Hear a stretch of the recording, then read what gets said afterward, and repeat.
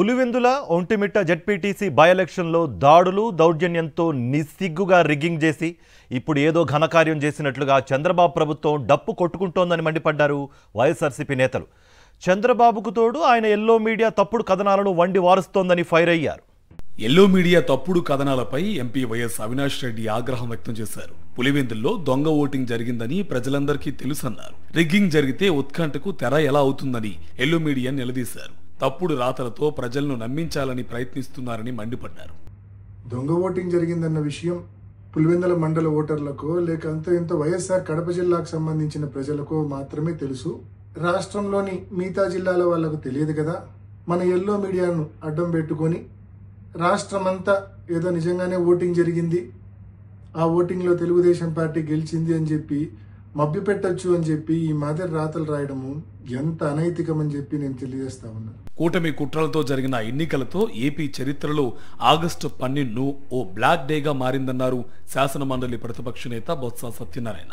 ఎన్నికల సంఘం, పోలీసులు అధికార పార్టీతో కొమ్మక్కై పులివెందుల ఎన్నికల్లో అక్రమాలు చేశారన్నారు. ఎన్నికల ప్రక్రియకు ఒక బ్లాక్ డే ఏది ఉందంటే అది మన జరిగిన ఎన్నికల తేదీ ఏది ఉందో 12వ తేదీ.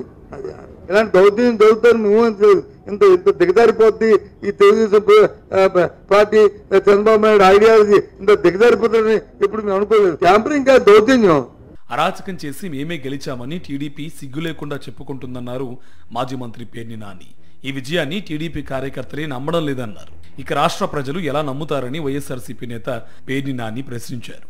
చంద్రబాబు, లోకేష్ ఒకరిని ఒకరు మోసం చేసుకోవడమే తప్ప మరేం కాదని విమర్శించారు ఆయన. తండ్రిని కొడుకు మోసం చేయాలి, కొడుకుని తండ్రి మోసం చేయాలి. నాన్న బాగా చేశాను నాన్న, మనం బాగా గుద్దేసుకున్నాం నాన్న, గెలిచేసాను నాన్న, జగన్ ఓడిపోయాడు నాన్న, మొదటిసారి పులివెందుల్లో ఎలక్షన్ జరిగినాయి నాన్న, ఇంతవరకు ఎప్పుడు ఎలక్షన్ జరగలేదని చెప్పని కొడుకేమో తండ్రికి స్వీట్ తినిపించాలి. తండ్రి ఏమో నిజం నాన్న, అసలు మనిద్దరం నాన్న లోకేష్ మనిద్దరం కలిసి అసలు 30 ఇన్నేళ్లకి ప్రజాస్వామ్యాన్ని బతికిచ్చేసాం, అసలు పులివెందుల్లో ఓటింగ్ చేయించామని చెప్పని మీరు తండ్రిని కొడుకు మోసం చేయడం, కొడుకుని తండ్రి మోసం చేయాలి తప్పితే మీ మాటల్ని కార్యకర్తలే నమ్మట్లేదు, ఇంకెవరు నమ్ముతాడు?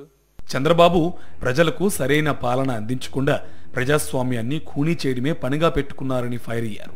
ఎన్ని కుట్రలు చేసినా వచ్చే ఎన్నికల్లో తమ పార్టీ గెలుపును ఎవరూ ఆపలేరన్నారు వైఎస్ఆర్సీపీ నేతలు.